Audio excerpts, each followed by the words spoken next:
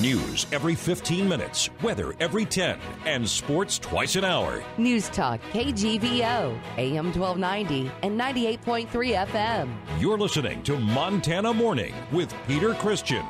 Jon Tester has his first senatorial challenger. Good morning, everyone. Montana Morning for Wednesday, April the 12th, 2017.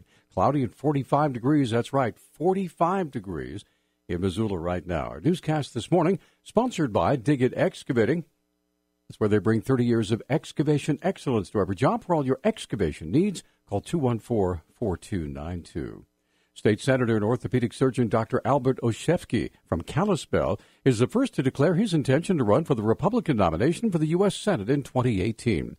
Olszewski became involved in politics after seeing the massive number of onerous regulations in the healthcare industry as a practicing physician. What I felt as a private physician is that these regulations were getting between me and my patient. And I love my job, but I realized after several years that if I didn't try to do something about reducing these regulations, I would lose that part that I enjoy the most about being a physician, and that's having a close relationship with my patient. Olszewski says he has no particular bone to pick with Montana's current U.S. Senator, Democrat Jon Tester. I'm running to do something. I'm not running against someone. I've watched what's going on with healthcare, and I applaud Senator Tester for trying to help with healthcare and the Veterans Administration and trying to help with Indian affairs. But the fact is those systems are doing poorly. Olszewski said he had heard rumors that Montana Attorney General Tim Fox may be also spoken of as a possible Republican candidate for the Senate, but he said the more candidates for the primary, the better for the voters to choose someone who can win the seat against Tester.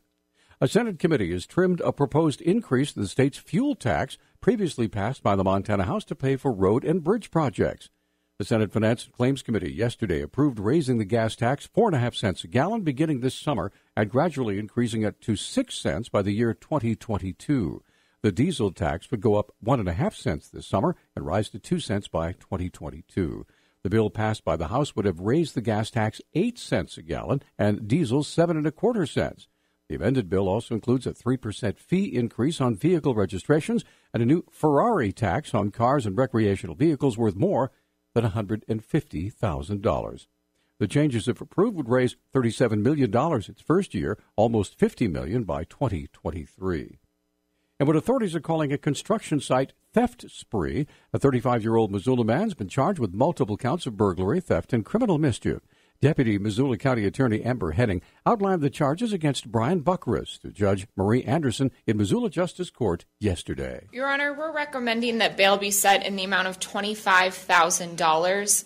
This defendant is charged with burglary, felony theft, and misdemeanor criminal mischief for a home and construction site theft spree in which the defendant stole thousands of dollars worth of tools and 2 motorcycles. Henning outlined Buckrus's extensive criminal history stretching from California to Montana. His last felony conviction was in 2013.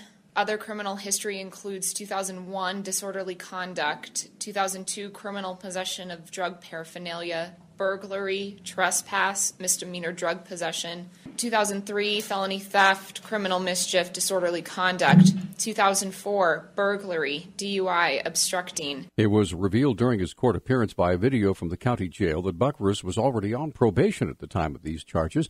Judge Anderson set bail at $25,000 and ordered Buckrus to appear in court again April 25th.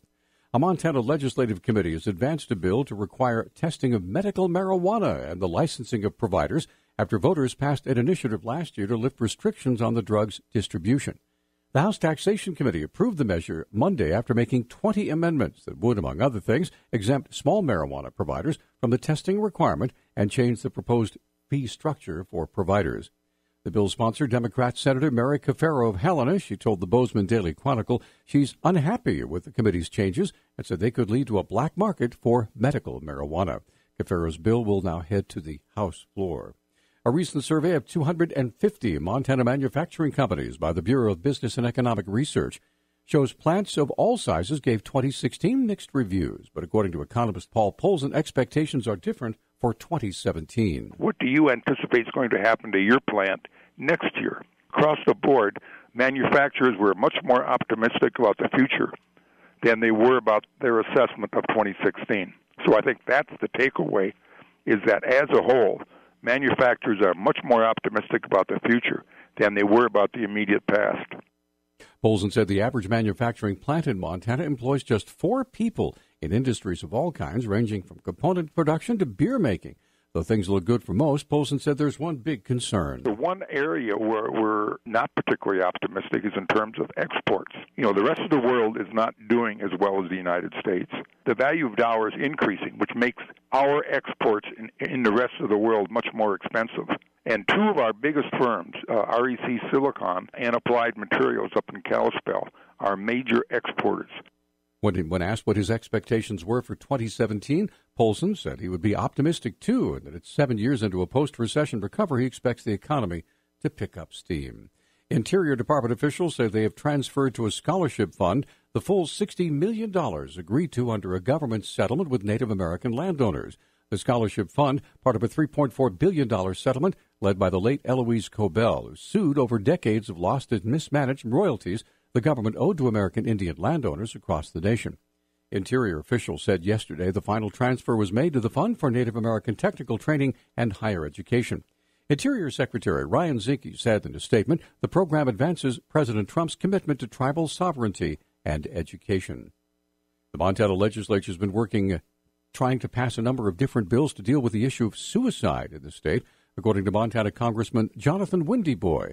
Many of the ideas in various bills are being collected into one. In the session, there were 9 or 10 suicide bills total, and we were all heading in the right direction, in the same direction. At the end of the deadline, the Appropriations Committee had decided that House Bill 118 had the broadest title to do what we wanted to do. Windyboy sponsored House Bill 118, said the bill will spend nearly $1 million addressing the issue of suicide in the state. About $250,000 will be spent to address suicide in Indian country, where rates are higher than the rest of the state. A state well known having one of the highest suicide rates in the nation. There's another $250,000 that is going out as grants for schools to address children that are suicide prone. And the $500,000 is geared to having ongoing grant opportunities for veteran groups, Indian veterans, and organizations across Montana in general. House Bill 118 passed its third reading Monday with a bipartisan 44-6 vote. Our News Talk time is 6:12. Newstalk, KGVO. Missoula's official weather station. Mostly cloudy to cloudy skies with a little bit of light rain. Daytime highs will be in the upper 50s. Tonight, areas of rain with our overnight lows right around the 40-degree mark. It will be a windy night with wind gusts up to 20 miles per hour. I'm meteorologist Brooke Foster, KECI 13. And right now,